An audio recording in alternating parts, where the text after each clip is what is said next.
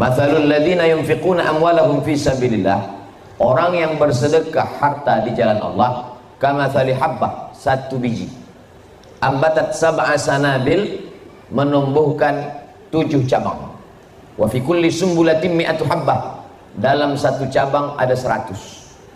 Jadi kita ini masing-masing sudah dibagi Allah rezeki.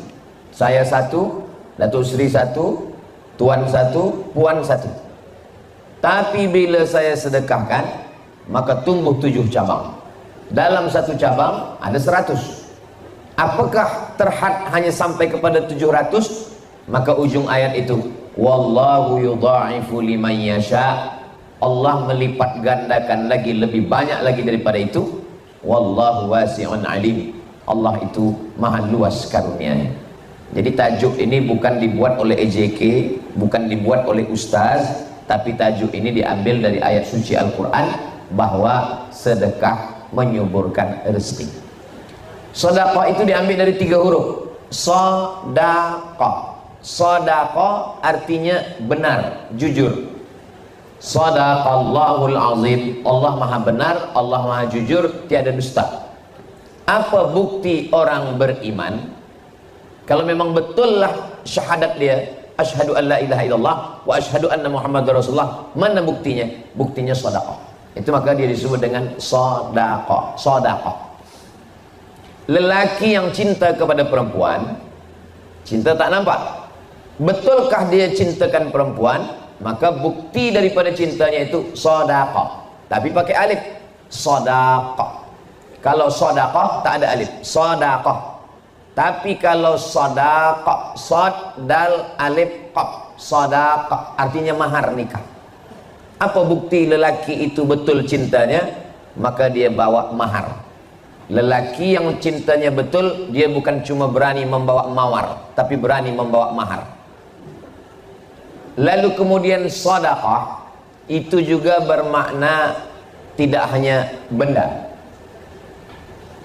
Ada digunakan infak, ada dipakai kata zakat, ada dipakai kata hibah, ada dipakai kata sedekah. Jadi tentang masalah ibadah harta ini ada 7. Pertama, zakat, wakaf, infak, sedekah, wasiat, hibah, ghanimah. Tapi yang amnya disebut sedekah. Ketika Allah bercerita tentang zakat, bunyinya tetap sedekah. Innamas sadaqatu lil fuqara wal masakin wal amilina 'alaiha wal muallafati qulubuhum wa fir riqab wal gharimin wa fi sabilillah wa ibnis sabil. Padahal ini zakat, tapi dipakai kata sedekah. Apa maknanya? Bahwa sedekah itu am. Baik yang dalam bentuk uang, sedekah, padi, sedekah, duit, sedekah, perniagaan, sedekah. Bahkan bagi orang yang tidak mampu bersedekah dengan harta, likulli sulama minkum sedekah. Tiap tulang-tulang ini ada sedekah. Macam mana bersedekah tulang sendi? Likulli tasbihatin sedekah, subhanallah, subhanallah. Wa likulli tahmidatin sedekah, alhamdulillah, alhamdulillah. Wa likulli takbiratin sedekah, Allahu akbar, Allahu akbar, Allahu akbar. Maknanya Allah Maha Adil. Bagi yang ada harta, dia bagi harta. Bagi yang tak ada harta, dia bagi sedekah tulang sendi. Bagaimana kalau menggerakkan tulang pun dia tak boleh? Maka inilah sedekah yang paling ringan. Tabassumika fi wajhi akhika sedekah. Senyummu ke wajah saudaramu pun sedekah. Kalau zakat, tak semua orang boleh berzakat. Sebab zakat hanya ada nisab emas 85 gram. Di bawah daripada itu dia tak wajib zakat. Infak itu hanya benda. Wa anfiqu min thayyibati ma kasabtum, berikanlah hasil daripada usaha kamu. Jadi kalau usaha dia berniaga, bagi harta niaga. Kalau usaha dia adalah bertanam tanaman, bagi benda. Tapi sedekah lebih ringan, lebih mudah. Yang tak ada harta benda, yang tak ada tanam-tanaman, yang tak ada emas dan perak, maka dia boleh dengan tulang sendi dan dengan senyuman. Itu maka kalau kita buat box kotak, yang paling elok itu namanya kotak infak. Sebab kalau kotak sedekah, nanti bila lalu orang senyum saja. Sebab senyum juga adalah bagian daripada sedekah. Begitulah adilnya Allah Subhanahu wa taala. Di mana letak keadilan Allah? Kalaulah seandainya sedekah itu hanya bagi orang yang punya harta, apa kata orang yang tak ada harta? Macam mana kami nak berbuat baik? Allah Maha Adil. Tidak hanya satu jalan. Maka pintu surga itu ada salah satu pintunya namanya babus sedekah, bagi orang yang bersedekah. Walaupun dia tak berzakat sebab tak ada nisab, walaupun dia tidak ada berwakaf karena tak ada tanah lebar untuk berwakaf, tapi dia cukup dengan bersedekah, dia masuk melalui babus sedekah. Itu keadilan Allah Subhanahu wa taala. Salah satu sifat Allah adalah al-adlul latif. Adil, latif, lembut. Banyak manusia adil tapi tak lembut. Allah Subhanahu wa taala keadilannya amat sangat lembut sehingga dia tahu perasaan orang yang beriman. Sedekah menyuburkan rezeki, menambah. Tapi juga sedekah menolak bala. Jadi kalau ada orang pagi dia bersedekah, lalu kemudian sampai petang dia tunggu, betul tak tazkirah Ustaz Abdul Somad di tunas hijau. Kalau tuan membeli nenas, cepat dipotong supaya tak layu. Namanya tunas tapi udah banyak pokok kayu. Saya nak cuba betul ke kata Ustaz Abdul Somad, kalau bersedekah subur rezeki. Lalu dia cuba sedekah pagi sampai petang tak ada pun dapat rezeki. Kata Ustaz Abdul Somad, kalau bersedekah dapat rezeki, mana rezeki? Ada dua jawaban. Yang pertama, rezeki bukan hanya dalam bentuk benda, dalam bentuk uang. Hari itu kenal dengan sahabat yang baik, rezeki. Hari itu dapat jiran yang baik, rezeki. Hari itu dapat nasihat yang baik, rezeki. Karena rezeki maknanya semua yang baik membuat kita dekat kepada Allah Subhanahu wa taala. Rupa-rupanya kita selama ini dah dapat rezeki, tapi kita tidak menganggapnya sebagai rezeki. Ini kesalahan kita. Yang kedua, kita bersedekah pagi, sebetulnya dalam tulisan takdir di Lauhil Mahfuz, hari itu kita maaf na'udzubillah ada eksiden melanggar seekor kambing di jalan. Tapi kerana sedekah pagi itu Allah elakkan sehingga kita tidak jadi melanggar kambing. Boleh jadi kita lambat, kambingnya dulu lalu, atau kambingnya cepat, kita lambat, sehingga terelakkan daripada eksiden musibah. Itulah mengapa ada istilah orang Melayu sedekah tolak bala. Pindah rumah sedekah tolak bala, nak buka kebun sedekah tolak bala. Dari mana datang istilah sedekah tolak bala ini? Sedekah tolak bala dari hadis Nabi SAW. As-sadaqatu tadfa'ul bala. Sedekah menolak bala. Jadi banyak orang menganggap bahwa yang namanya balasan sedekah ada bendanya, tapi boleh jadi balasan sedekah bendanya tak ada, tapi dia menolak musibah bala yang semestinya ada menurut ujian takdir Allah. Apakah boleh takdir itu ditolak? La yaruddul qada illa doa. Tidak ada yang boleh menolak takdir kecuali doa. Dan satu lagi adalah sedekah. As-sadaqatu tadfa'ul bala, menolak bala. Makanya dalam hadis dikatakan, man ahabba ibsata lahu fi rizqihi, siapa yang mau subur rezekinya, wa yunsa'alahu fi atharihi, panjang umurnya, falyasil rahimahu, maka hendaklah dia bersilaturahim. Dengan bersilaturahim dia bersedekah. Lalu kemudian ayat ini bertembung dengan ayat Al-Quran. Idza jaa ajaluhum, kalau ajal sudah sampai, la yastakhiruna sa'atan, tak dapat ditunda walau sesaat, tak dapat ditambah walau sesaat. Ajal, rezeki sudah ditetapkan Allah. Tapi kenapa dalam hadis ini dikatakan rezeki boleh bertambah dan umur boleh bertambah? Maka ada dua jawaban, kata Syekh Muhammad Mutawalli Asy-Sya'rawi dalam kitab Al-Fatawa Al-Kubra. Jawaban yang pertama, memang betul rezeki itu bertambah dan umur itu memang betul-betul bertambah kerana sedekah dan silaturahim. Umur saya umpamakan 50, lalu kemudian kerana bersedekah bersilaturahim ditambah Allah. Kenapa boleh bertambah? Padahal sudah ada takdir. Yamhullahu ma yasha. Allah Maha Kuasa menghapus suratan takdir. Wa yuthbit, dan Allah kuasa juga untuk menetapkan takdir. Wa indahu ummul kitab, kerana Allah yang memiliki ummul kitab, induk dari segala kitab adalah Lauhul Mahfuz. Jadi memang betul-betul boleh umur bertambah dan rezeki bertambah. Tapi ada jawaban yang kedua, umur tidak bertambah, rezeki tidak bertambah, tapi yang bertambah itu adalah barokahnya. Umur tetap 50, tapi barokah umur lebih daripada orang yang berumur 100 tahun. Makanya kadang ada kita tengok orang yang umurnya meninggal 25, 30 muda, tapi manfaat hidupnya untuk orang banyak, sempat membina masjid, sempat menolong anak yatim, menyekolahkan fakir miskin, tahfiz Quran. Maknanya umur tak bertambah, tapi nilai umur bertambah. Untuk memudahkan kita memahami tentang bertambah tak bertambah ini, botol air minum yang ada di hadapan saya isinya 300 ml dan dia tidak boleh bertambah. Tak boleh bertambah, sebab kalau bertambah dia tumpah. Begitu juga dengan umur tak bertambah, tapi harganya boleh bertambah. Kalau isinya air putih mungkin harganya 3 ringgit, 5 ringgit. Tapi kalau isinya madu maka harganya boleh menjadi 100 ringgit. Kalau isinya air zam-zam, berangkat haji dan umrah dulu baru dapat air zam-zam. Maknanya isi tidak bertambah, tapi nilainya bertambah lebih. Begitulah agaknya umur kita. Umur kita tak bertambah, tapi nilai yang diberikan Allah pada umur itu berlebih. Kenapa? Karena sedekah yang diberikan Allah kepada hati orang beriman, sehingga terbukalah dia. Adapun tentang masalah sedekah ini, banyak sekali hadis-hadis Rasulullah sallallahu alaihi wasallam. Di antaranya, kullu mri'in tahta zilli shadaqatihi. Nanti pada hari kiamat kita semua berada di padang mahsyar panas terik. Selalu diungkapkan panasnya seperti sejengkal matahari dari ubun-ubun kepala. Ada yang tenggelam kerana peluh hingga ke lutut, ada yang hingga ke pinggang, ada yang ke leher, ada yang tenggelam. Tapi kemudian ada orang yang tak merasakan panas sama sekali. Siapa mereka? Kullu mri'in tahta zilli shadaqatihi. Orang akan bernaung di bawah naungan sedekah.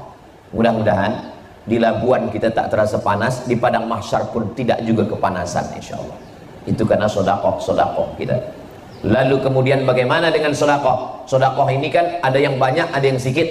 Begitu jugalah nanti di padang mahsyar. Ada yang atapnya kuat kokoh, ada yang kurang kuat, ada yang ikhlas, ada yang kurang ikhlas. Kita husnuzan kepada Allah Subhanahu wa taala. Bagaimana? Pokok-pokok kayu semua tercabut. Wa takunul jibalu kal ihnil manfush. Gunung-gunung, bukit-bukit macam bulu kambing yang dihembus angin. Maka pokok kayu tak ada, rumah tak ada, kubah tak ada, semua tak ada, rata semuanya. Tapi ada orang yang mendapatkan naungan arasy Allah, itulah orang yang bersedekah. Lalu kemudian hadis lain pula mengatakan, apa dia? Dawu mardakum bis sadaqah, obati orang yang sakit di antara kamu dengan bersedekah. Datanglah seorang yang sakit lama tak sihat, minta fatwa kepada seorang ulama ahli hadis namanya Imam Abdurrahman bin Mahdi. Wahai Imam Abdurrahman bin Mahdi, ya, saya minta fatwa kepada engkau tentang penyakit saya. Kamu sudah berobat? Sudah. Sudah pergi ke tabib? Sudah. Sudah makan minum madu habas sauda? Sudah. Kata Imam Abdurrahman bin Mahdi, saya teringat satu hadis. Dawu mardakum bis sadaqah. Engkau cari suatu kampung yang mereka susah mendapatkan air kering, buatkan perigi di sana. Kata orang yang sakit ini, apa hubungan perigi dengan sakit saya? Sebab saya pernah mendengar hadis dawu mardakum bis sadaqah, obati orang yang sakit dengan sedekah. Saya tengok sedekah yang paling elok adalah memberikan air, maka engkau buatkan. Dia pun pergi membuatkan perigi, dia upahkan sebab dia sakit. Lalu selepas itu orang kampung minum. Lalu selepas minum orang kampung berdoa, ya Allah, orang yang membuatkan perigi ini berikanlah dia kesehatan, panjangkanlah umurnya. Maka menurut akal tak ada hubungan antara sakit dengan perigi. Tapi bagi orang yang bertauhid, yang sakit itu datangnya ujian dari Allah, yang berdoa setelah dapat air dari perigi juga berdoanya kepada Allah, bertemu doa pada Allah Ta'ala. Innama amruhu idza arada syai'an ayaqula lahu kun fayakun. Maka di antara ujian sakit, tidak ada orang yang sakit. Bezanya dulu kita menganggap penyakit itu sebagai laknat. Dalam Islam penyakit adalah salah satu cara Allah menaikkan darjah, memberikan pahala sabar, memberikan pahala ridha, dan menghapuskan segala dosa. Mudah-mudahan yang sakit di antara kita diberikan Allah kesembuhan dan kesehatan. La yusibul mu'min min nasabin wala wasabin wala saqamin wala syaukin. Kalau ada penyakit, susah hati, kerisauan, sampai duri yang mencucuk tapak kaki, illa kaffarallahu anhu biha sayyi'atuh. Allah Ta'ala mengampunkan, menghapuskan segala dosa dan kesilapannya. Begitulah Allah Subhanahu wa Ta'ala. Berikutnya juga bahwa sedekah itu menghubungkan kita dengan orang yang sudah lama mati, meninggal dunia. Ayah kita, ibu kita meninggal dia. Mereka tidak disebut di alam akhirat karena dunia belum kiamat.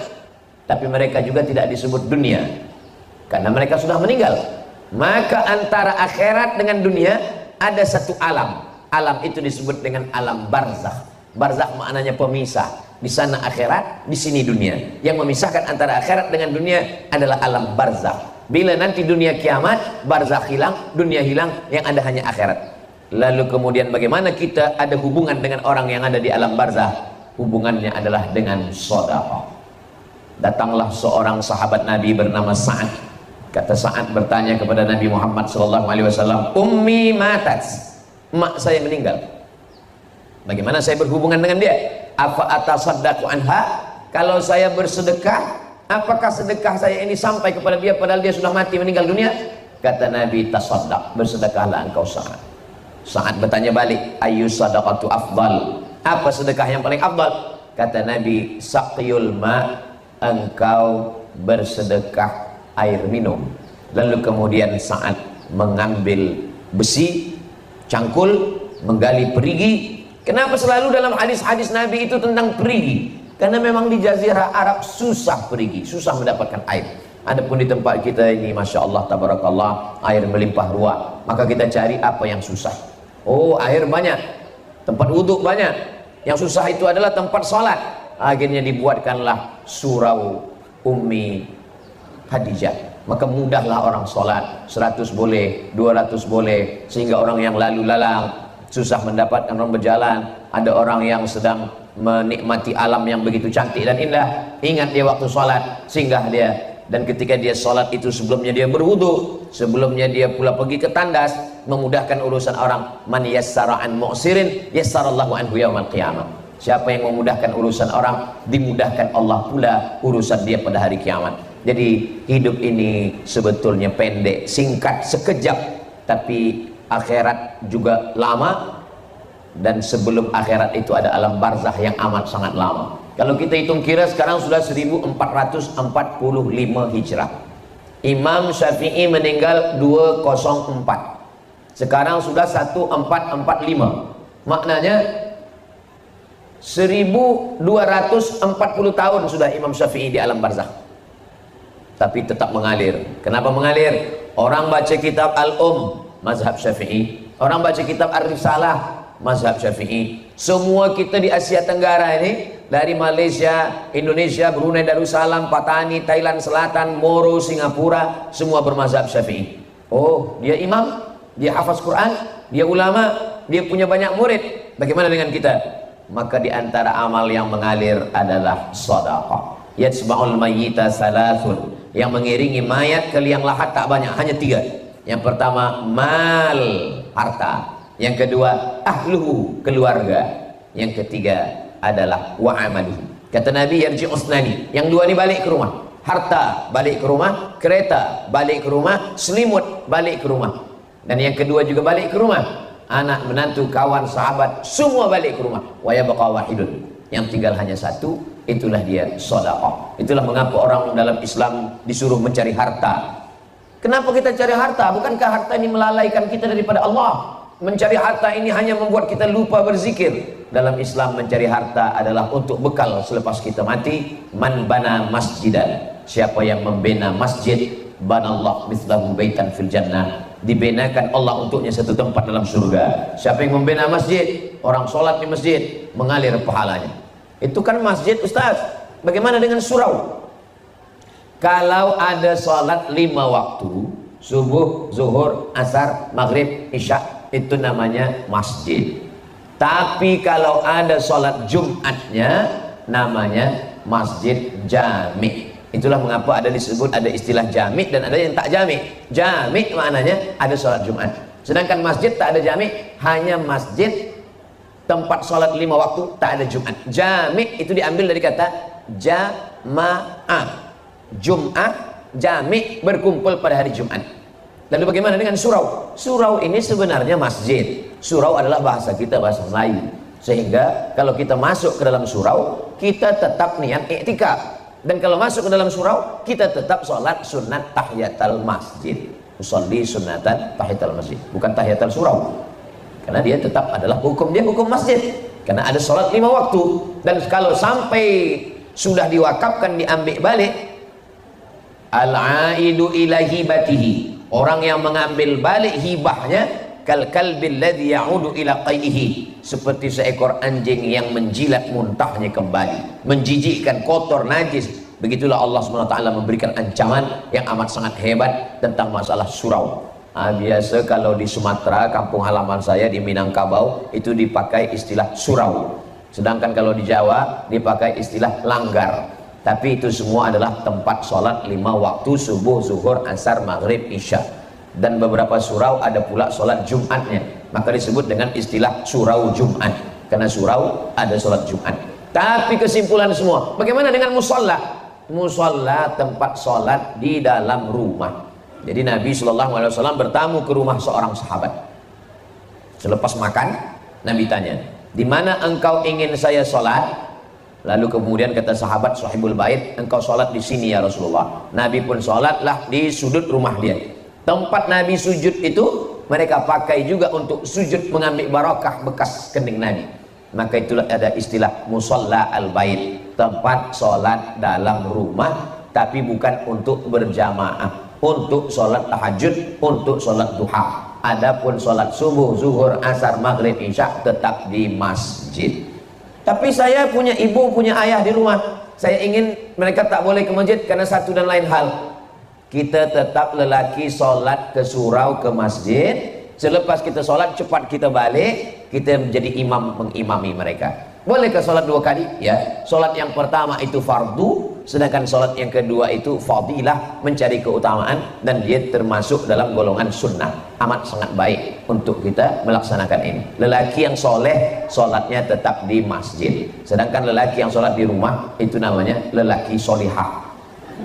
Jadi kita ini, itulah beza lelaki dengan perempuan. Adapun perempuan sholat ke surau, sholat ke masjid, maka itu hukumnya mubah, boleh. Itulah kenapa dalam Masjid Nabawi ada namanya babun nisa. Bila kita menghadap ke arah kiblat, sebelah kanan ada babus salam, lalu kemudian sebelah kiri ada babul baqi, karena dia pintu mengarah ke baqi. Selepas babul baqi, babu Jibril, karena itu adalah pintu dulu kedatangan malaikat Jibril. Dan yang ketiga adalah babun nisa, karena itu tempat nisa masuk ke dalam sholat. Babun nisa ini bukan pintu yang baru, babun nisa pintu yang lama. Dulu pada masa Sayyidina Umar bin Khattab, bila ada seorang perempuan masuk melalui babun nisa dan ada lelaki yang masuk dari pintu yang sama, dia akan dihukum sebat, dicambuk. Kenapa? Karena tidak boleh bercampur pintu masuk antara lelaki dan perempuan. Jadi tentang ini adalah pintu yang baik. Tidak mungkin pintunya ada, orangnya tak ada. Ini menunjukkan bahwa perempuan sholat ke masjid dengan menjaga adab-adab, membawa anak, mendengarkan tazkirah, ada pembacaan surah Yasin, ada pembacaan tahtim tahlil, ada semua pelajaran yang boleh diambil daripada tuan guru, maka amat sangat baik. Mengalirlah pahala amal jariah sampai hari kiamat. La yuhabu, tidak boleh dihibahkan. Wala yurasu, tidak boleh diwariskan. Wala yuba'u, tidak boleh diperjualbelikan, tidak boleh diambil keuntungan. Itulah bezanya dengan tanah kita yang ketika kita mati akan diambil oleh ahli waris. Ada seorang ulama melawat orang sakit. Di tepi orang sakit ini dinyalakan lilin. Gelap, malam, hidupkan lilin. Lalu kemudian orang yang sakit itu menghembuskan napas terakhir, meninggal dunia. Innalillahi wa inna ilaihi raji'un. Ulama yang ada di samping, begitu dia tengok sudah sakratul maut, nazak, mati, meninggal, dia terus hembus lilin yang hidup. Hadirin yang hadir terkejut. Tuan guru, kenapa lilin dihembus? Mati, gelap kita satu ruangan ini. Mestinya ada orang mati, lilin makin banyak dipasang, karena orang makin banyak datang. Kata tuan guru, tadi waktu dia sakit, lilin ini halal kita pakai, karena lilin ini milik dia, dan dia tahu lilinnya hidup dipakai. Tapi selepas dia sakratul maut, meninggal, lilin ini haram kita pakai. Kenapa haram kita pakai? Karena sedetik lepas meninggal, lilin ini bukan punya dia lagi. Lilin sudah berpindah kepada ahli waris dan anak istri dia. Ada Kita tak tahu mereka izin atau tidak kita pakai lilin ini untuk menerangi kita. Begitulah harta berpindah. Kalau kita hidup pukul 3 suku, maka 3.30 semua yang ada kita miliki berpindah kepada ahli waris. Suatu ketika sahabat duduk dengan Nabi. Nabi tanya, kamu lebih cinta harta kamu atau harta ahli waris kamu? Sahabat semuanya serentak menjawab, kami lebih sayang harta kami ya Rasulullah. Harta ahli waris kamu? Harta anak kami bukan punya kami, itu punya mereka lah ya Rasulullah. Kata Nabi, nyatanya kamu lebih sayang pada harta ahli waris kamu daripada kamu. Kenapa begitu?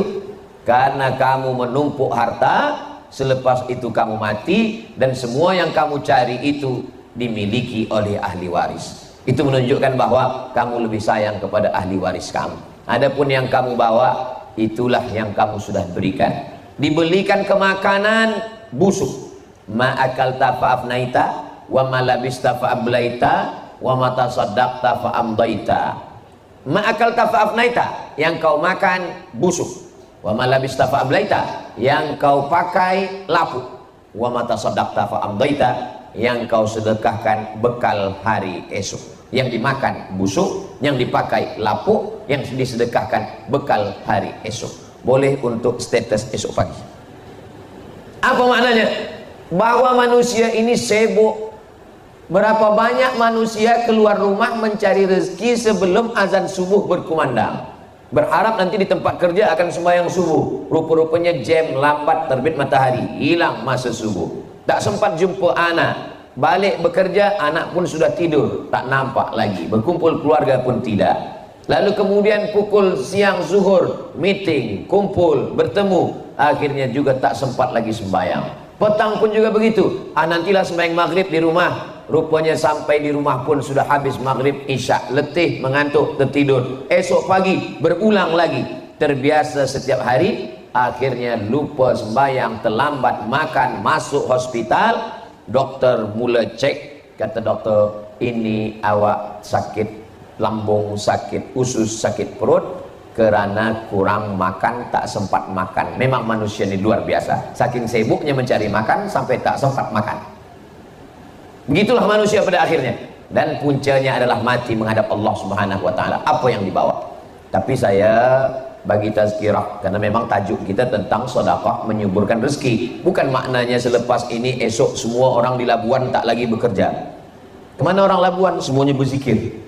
Bukan itu maksud saya. Maksud saya, kita tetap mencari nafkah, kita tetap mencari yang tujuannya adalah membina masjid, tahfiz Quran, menolong fakir miskin, membayar zakat. Karena Islam ini bukan hanya agama yang bersiap untuk mati. Kalau masalah mati, siap tak siap, kita semua akan mati. Banyak orang berkata, saya ini siap mati Pak Ustaz. Masalah mati ini siap tak siap, kita tetap mati. Dan malaikat tak pernah tanya ke sebelum dia cabut nyawa, dia tak tanya, awak dah siap mati ke belum? Yang kita perlu persiapkan itu bukan masalah mati. Yang kita siapkan itu apa bekal kita selepas mati. Dan bekal yang paling hebat selepas mati adalah bekal sedekah. Tapi ada dua lagi, ilmun yang tafa'u bih. Kita bukan ulama, dan andai kita ulama, belum tentu ilmu kita ikhlas. Dan andai kita ikhlas, belum tentu diamalkan orang. Lalu kemudian anak yang soleh, belum tentu anak kita soleh. Masa kita hidup dia soleh, lepas kita mati dia tak soleh, maka satu-satunya harapan tinggal lagi satu, sedekah.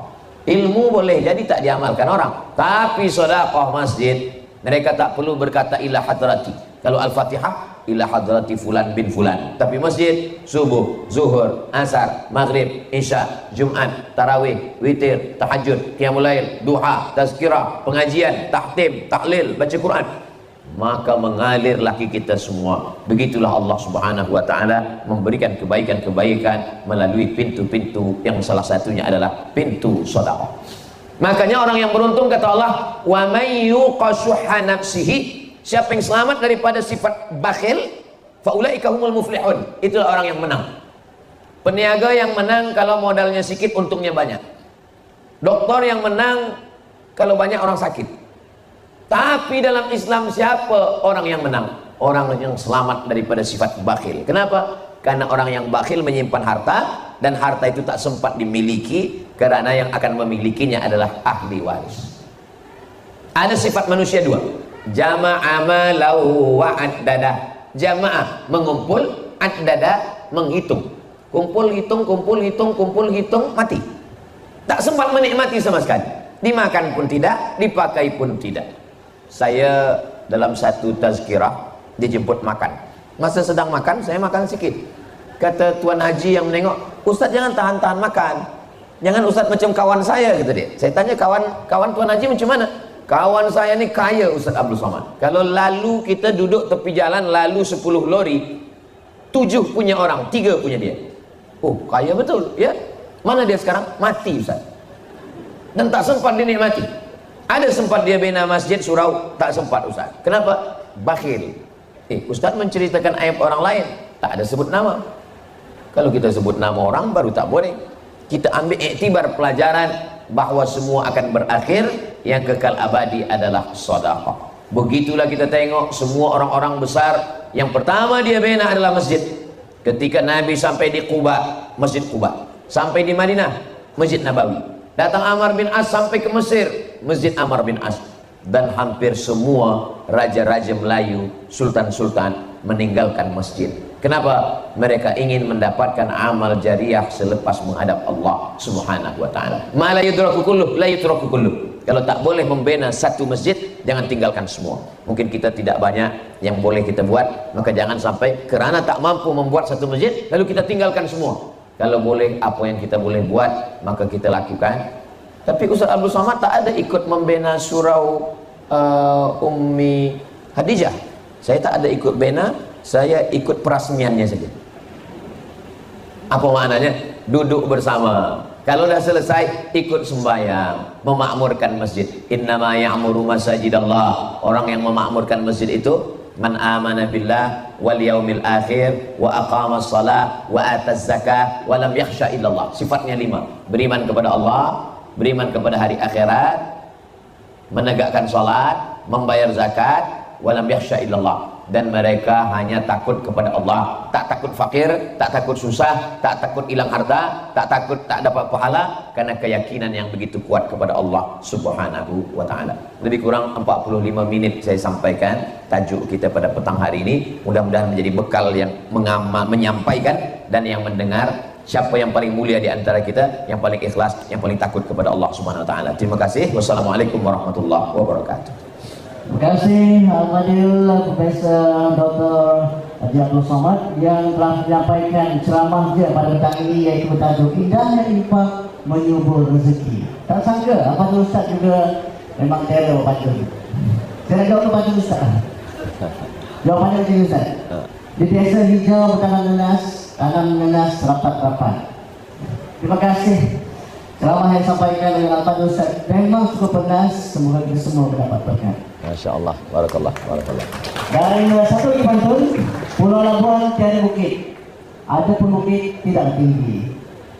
Walaupun kesempatan bersama Al-Fadil Ustaz cuma sedikit, insya Allah dengan kesempatan kita berjumpa lagi. Baik, sebelum mari kita berakhir seperti biasa, kita dipikirkan dengan banyak soalan ini, tapi saya akan pilih 2 saja. Dan soalan kepada Al-Fadil Ustaz, soalan yang pertama Ustaz, siapakah orang yang diberi keutamaan untuk kita berinfak, dan apakah nasihat Ustaz kepada orang yang takut untuk berinfak Ustaz?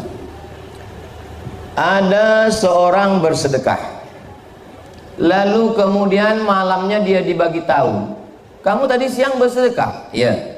Orang yang kamu bagi sedekah itu orang kaya. Oh, dia bukan orang susah, bukan orang kaya. Kemudian dia bagi tahu ke Nabi, kata Nabi, orang yang kamu bagi kaya itu, mudah-mudahan dengan sedekahmu itu terbuka pintu hatinya untuk bersedekah pula. Jadi jangan berkecil hati kalau kita tersalah sedekah. Siangnya dia bersedekah, malamnya dia bagi tahu. Kamu tahu siapa yang kamu sedekah tadi? Tidak. Yang kami bagi sedekah itu dia adalah orang yang bakhil. Kata Nabi, orang yang kamu bagi bakhil tadi, dengan sedekah engkau, sihatlah dia daripada penyakit bakhil. Siangnya dia bersedekah, malamnya orang bagi tahu. Kamu tahu siapa yang kamu sedekah tadi? Tidak. Mohon maaf, dia pezina. Kata Nabi, Orang yang kamu bagi tadi orang pezina, dengan sedekahmu maka berhentilah dia daripada perbuatan zina. Jadi kalau sudah terlepas pernah memberi sedekah, jangan menyesal dan jangan pula diminta balik. Adapun tentang yang paling baik kita bagi sedekah adalah ahwajun nas, siapa yang paling memerlukan, itu yang kita bagi. Ada orang fakir, ada orang miskin, maka yang paling memerlukan fakir. Sebab kalau miskin dia masih ada harta tapi tak cukup, tapi kalau fakir tak ada sama sekali, maka kita bagi fakir. Ada fakir, sama-sama fakir, tapi yang satu fakir ni jiran kita, yang satu fakir ni tak jiran, kita bagi jiran. Kenapa? Karena dia ada hak jiran dekat dengan kita. Sama-sama fakir, sama-sama jiran, tapi yang satu ni ada hubungan kekerabatan, ada hubungan kekeluargaan, maka kita bagi yang ada 3: fakir, jiran, dan ada hubungan. Itu kalau, tapi kalau banyak kita bagi semuanya. Begitulah Allah Subhanahu wa taala memudahkan kita. Adapun orang yang bakhil, pelit, kita bagi tazkirah tak masuk ke telinganya, maka kita bawa dia ke hospital menengok orang sakit.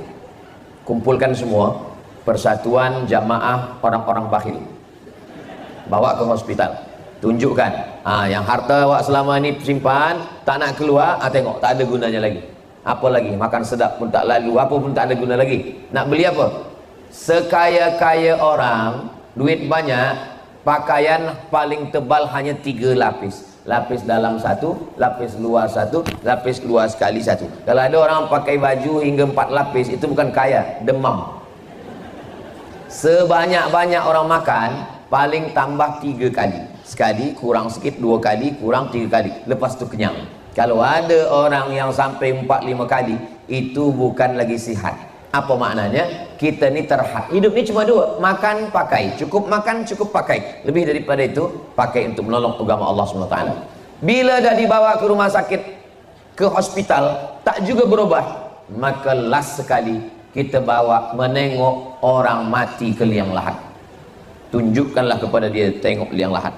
Adakah dibawa semuanya? Semuanya tinggal. Sekaya-kaya orang, 2 lapis, 3 lapis, 5 lapis, 7 lapis. Itu dah kaya betul. Lebih daripada itu semuanya tinggal. Orang yang berniaga kain pun tak banyak bawa kain menghadap Allah SWT. Apalagilah kita, yang kita bawa cukup untuk menghadap Allah Subhanahu wa taala. Lebih daripada itu kita tinggalkan untuk anak cucu kita. Tak juga boleh kita bagikan sedekah semua. Jangan sebab tazkirah Ustaz Abdul Somad semua dibagikan fisabilillah, tak boleh. Sebab kita tak boleh meninggalkan ahli waris dalam keadaan miskin. Anta da'a warasataka aghniya, engkau tinggalkan ahli warismu dalam keadaan mampu, khairun, lebih baik min anta da'ahum 'allatan, daripada kau tinggalkan mereka dalam keadaan miskin susah, yatakaffafuna 'alan nas, meminta-minta kepada manusia. Demikian wallahu a'lam bishawab. Baik, soalan yang kedua Ustaz, apakah yang dimaksudkan rezeki yang halal dan apakah amalan-amalan yang boleh menyuburkan rezeki?